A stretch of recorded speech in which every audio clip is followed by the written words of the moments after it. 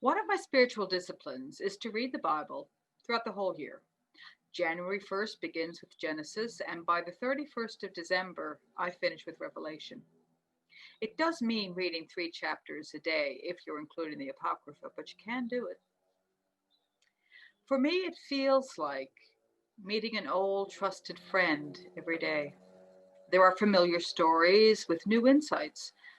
There are less familiar stories that share their truth once again.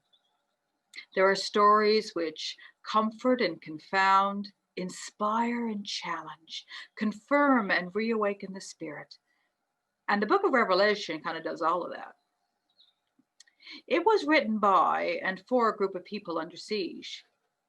There seems to be a code in the book, an underlying narrative, which they all know and we seem to have lost.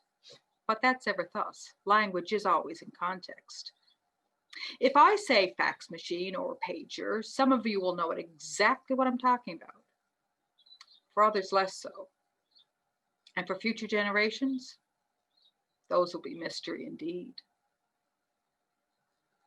But I always find this passage from Revelation in chapter 22 to be like meeting an old and reassuring friend every year.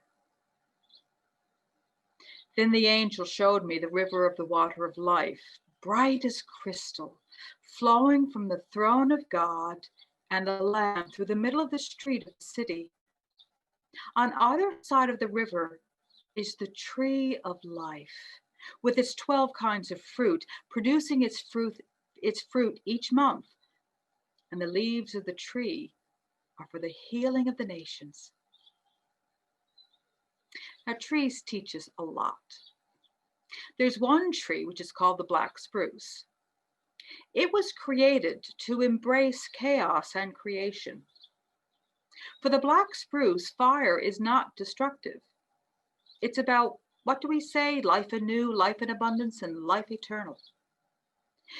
The black spruce needs the fire to burn away the waxy coating of their cones and release their seeds. And that means that more black spruce will live and the forest will be regenerated. Now, the people of the Revelation community would have understood the message of the black spruce fully and utterly. They felt like they were under fire, but the spirit still soared. Now, Canadian songwriter and singer Julie Black said this about black spruce trees on an episode of the science show, The Nature of Things. The fact that trees will be set on fire, but yet the seeds are saved at the top, it's really helped me to understand that the body may experience something, but the soul is unscathed. You see, the tree of life helps us to understand something about resilience and hope.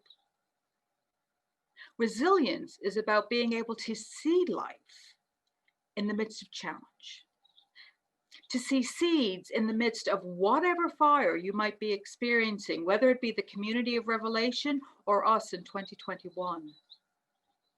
God's vision of creation restored will aid us in this journey. And God has witnessed to resilience and hope in a manger, a cross, and an empty tomb, in the tree of life, and in a black spruce. The spirit, you see, will always soar.